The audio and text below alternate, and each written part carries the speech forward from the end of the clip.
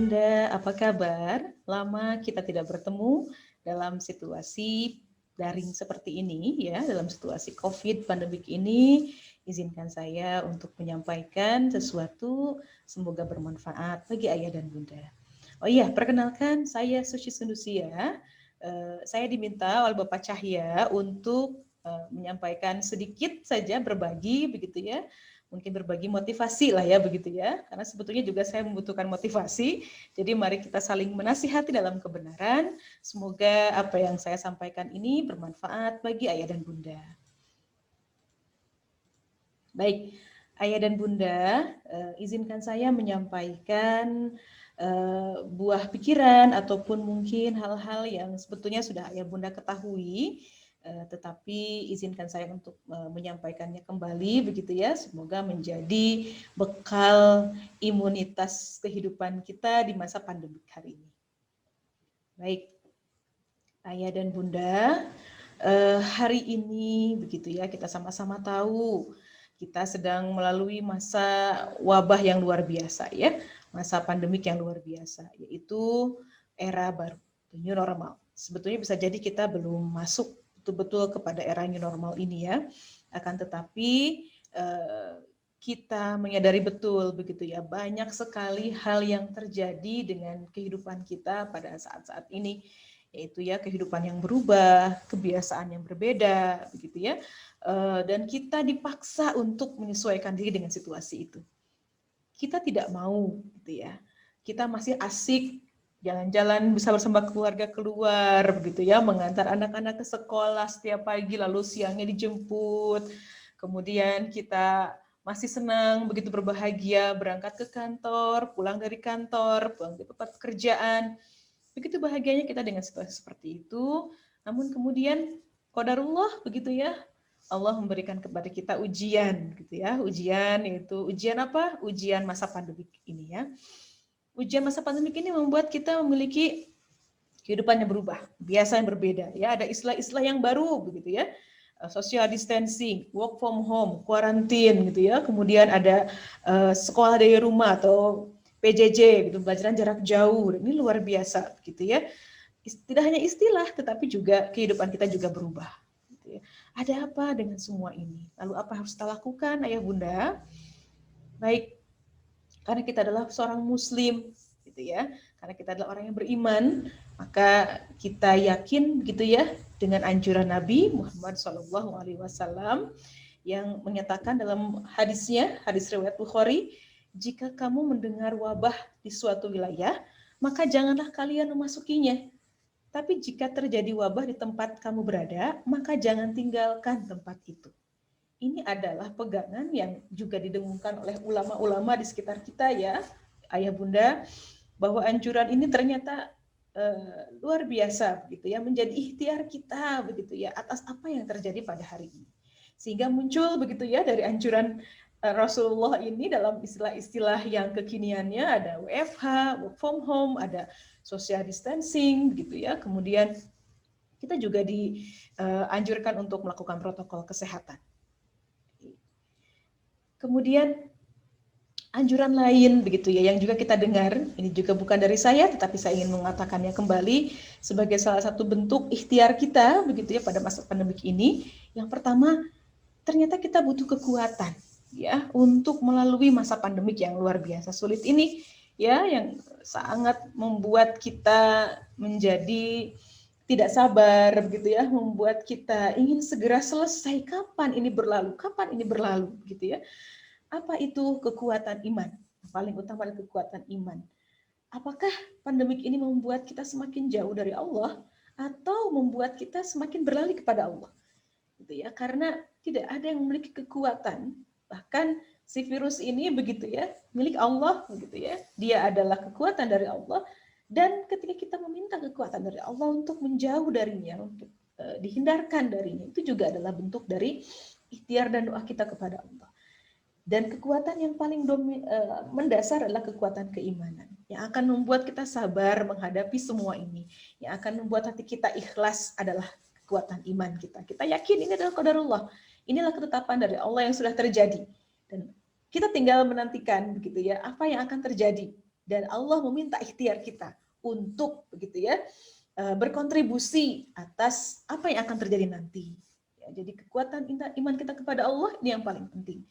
Kuatkan dengan iman kita pada Allah, dekatkan dengan Allah, dengan perdekat dengan Al-Quran, begitu ya, minta kepada Allah bahwa wabah ini segera berlalu, begitu ya, lalu minta Allah melindungi kita, orang tua kita, juga anak-anak kita, begitu ya, dari ujian ini. Kekuatan iman adalah kekuatan dasar, ya, harus tertanam erat dalam diri kita, dalam hati kita, dalam akidah kita, bahwa ini adalah sesuatu yang pasti membawa kebaikan ke depan.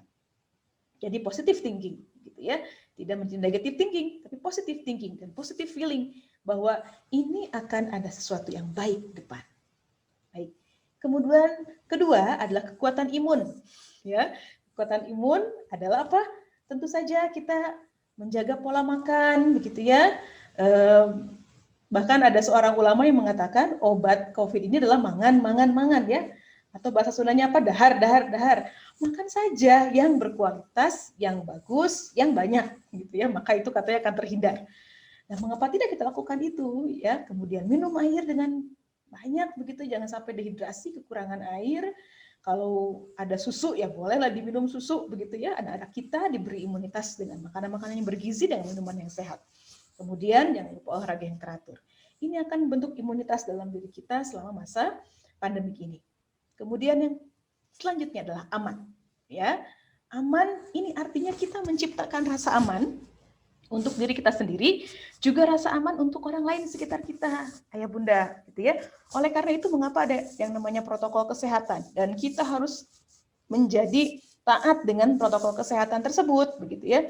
Kita harus pakai masker, kita harus pakai mencuci tangan, begitu ya. Kita harus pakai hand sanitizer, penyitasi tangan, menjaga jarak. Anak-anak kita diajari memakai masker itu yang lucu-lucu, yang bagus, gitu ya, supaya mereka mau.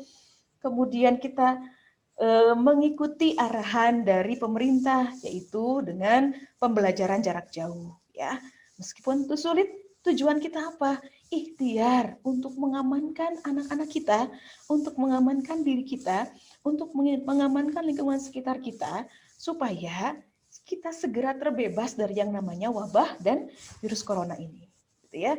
Jadi seluruh upaya ini adalah upaya untuk ikhtiar kita memberikan rasa aman kepada diri kita sendiri, kepada anak kita, juga kepada orang lain. Tidak ada upaya selain itu, ya. Kemudian tentu saja ayah bunda, begitu ya, perlu ikhtiar ya, perlu ikhtiar. Ternyata PJJ di rumah itu luar biasa, begitu ya. Belajar dari rumah itu luar biasa, gitu ya. Tapi karena kita adalah seorang muslim, kita memiliki keimanan kepada Allah, maka kita yakin, begitu ya. Belajar dari rumah itu adalah bentuk ikhtiar kita untuk menciptakan rasa aman tadi. Ya. Bentuk implementasi kita terhadap hadis Nabi tadi bahwa kita tidak boleh keluar. Kalau kita berada di daerah pandemik, nggak boleh keluar. Indonesia semuanya sudah daerah pandemik, nggak ada yang nggak pandemik, gitu ya. Zonanya di Bandung saja sudah zona merah semua. Mengapa di Bandung dan Jakarta banyak, Sukabumi sedikit? Karena yang dicek swabnya lebih banyak daripada yang di tempat lain, begitu ya. Yang bunda, kita tidak tahu kondisi kita ini, apakah kita ini OTG, apakah kita ini aman atau tidak bagi orang lain. Oleh karena itu, pembelajaran di rumah itu memberikan rasa nyaman dan aman bagi kita dan anak kita. Itu ya bunda ya. Yang keduanya, belajar dari rumah itu adalah bentuk ikhtiar kita agar hubungan interaksi rasa, feeling antara orang tua dan anak itu meningkat. Luar biasa ya bunda ya. Ternyata masa pandemi ini membuat kita semakin sayang pada pasangan kita, sayang pada anak kita, sayang pada keluarga kita, sayang pada tetangga. Luar biasa begitu ya. Jadi ambil hikmah kebaikannya, tetap positive thinking, tetap positive feeling, bahwa masa pandemik ini banyak sekali hikmah yang terjadi. Ya, baik, saya akan memberikan tips untuk ayah bunda, begitu ya. Bagaimana pembelajaran di rumah itu supaya terjaga ya. Yang pertama, buat tempat yang kondusif untuk anak, ayah bunda.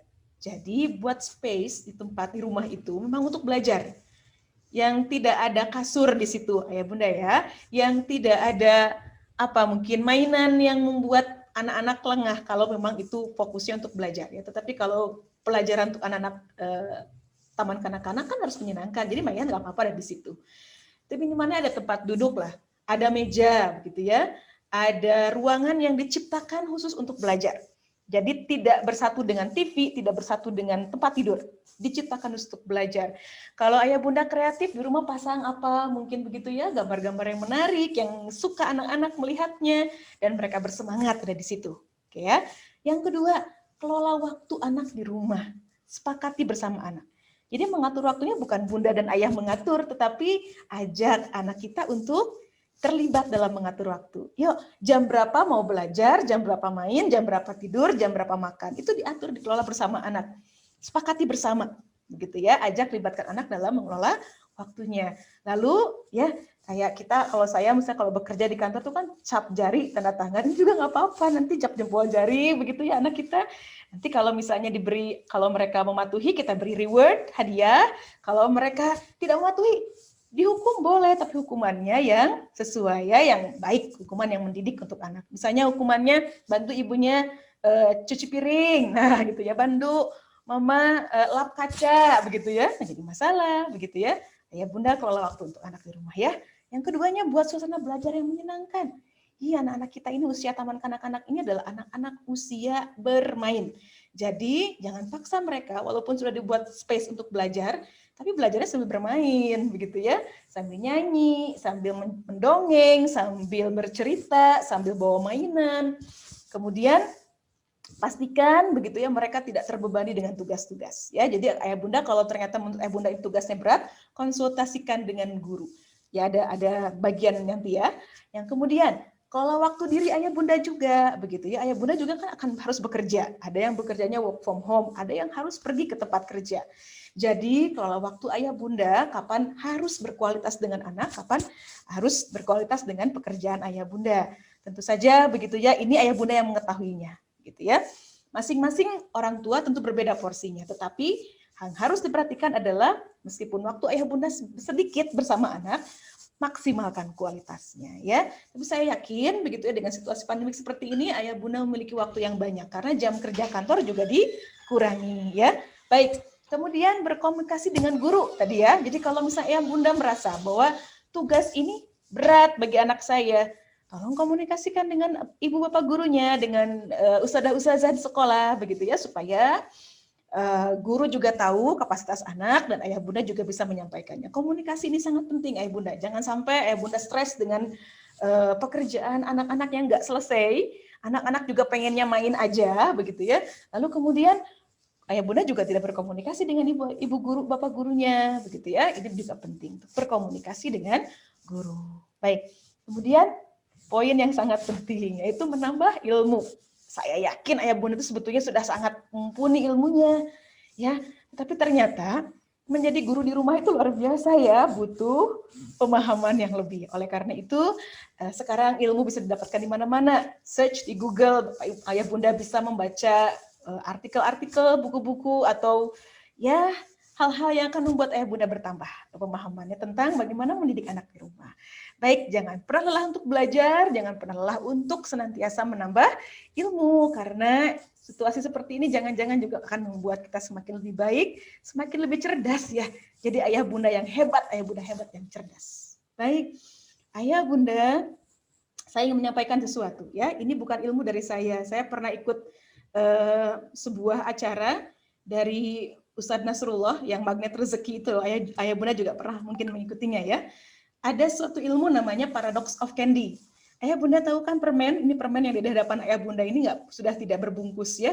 Tapi kan sebetulnya ketika dijual, permen-permennya ada bungkusnya ya ayah bunda ya. Oke, kemudian ketika misalnya saya bertemu dengan ayah bunda, amin ya, kita akan bertemu nanti. Di saku saya itu ada permen yang tanpa bungkus seperti ini. Lalu saya berikan kepada ayah bunda. Kira-kira ayah bunda akan menerimanya atau tidak? Paling ayah bunda berpikir begini, ih Bu Suci kok jijik ya ngasih permennya nggak ada bungkusnya.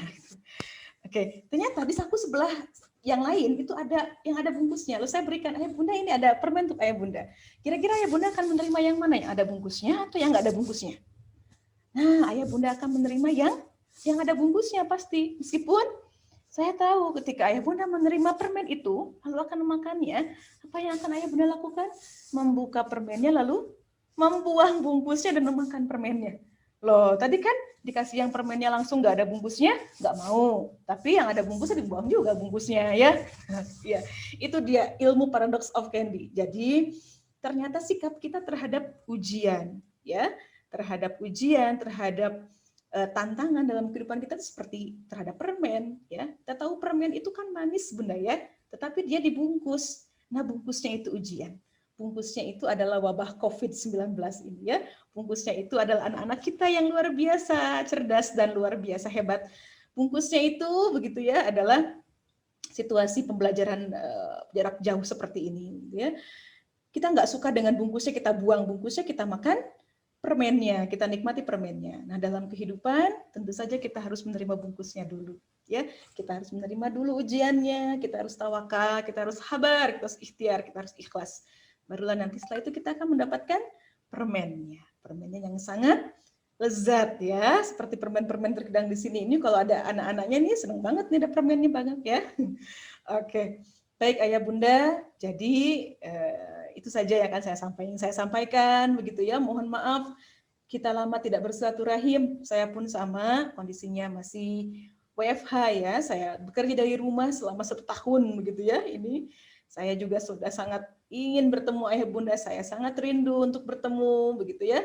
Saya mengucapkan terima kasih kepada Ayah Bunda yang telah menitipkan putra-putrinya begitu, ya, kepada TK Alam Lebah Madu. Kami akan senantiasa bekerja keras begitu, ya, supaya Ayah Bunda tetap mendapatkan pendidikan yang anak-anak Ayah Bunda tetap mendapatkan pendidikan yang baik. Untuk itu kami meminta Ayah Bunda juga untuk bekerja sama begitu, ya, dalam situasi ini. Mari kita tingkatkan ikhtiar kita, ya. Mari kita tingkatkan ikhtiar kita, dan salah satu ikhtiar itu untuk mengamankan diri kita sebagai salah satu bentuk dari keyakinan kita kepada Allah gitu, ya, adalah dengan tadi begitu, ya, mengikuti protokol kesehatan, dengan mengikuti anjuran pemerintah dengan pembelajaran daring. Di tempat lain tidak daring, Bu, misalnya begitu, ya. Kita akan ingin yang terbaik. Kita ikhtiar, kita ingin yang terbaik. Kita tidak pernah tahu apa yang akan terjadi setelah ini, Ayah Bunda, ya. Tidak pernah tahu apa yang akan terjadi kalau misalnya begitu, ya, pembelajaran kita luring. Oleh karena itu kita mengantisipasi sekecil mungkin kemungkinan buruk yang akan terjadi. Kita ambil yang mudorotnya itu lebih kecil dibandingkan yang lebih besar. Kita ambil yang manfaat yang lebih besar. Ya, ternyata situasi seperti ini memberikan manfaat yang luar biasa baik bagi kita. Salah satu manfaat yang paling indah adalah, berkah yang paling indah adalah, hikmah yang paling indah adalah Ayah Bunda semakin dekat dengan anak-anak. Ya, Ayah Bunda semakin dekat dan akrab dengan mereka. Barakallah, selamat menikmati kebersamaan bersama anak-anak, bersamaan bersama keluarga. Sampai jumpa. Assalamualaikum warahmatullahi wabarakatuh.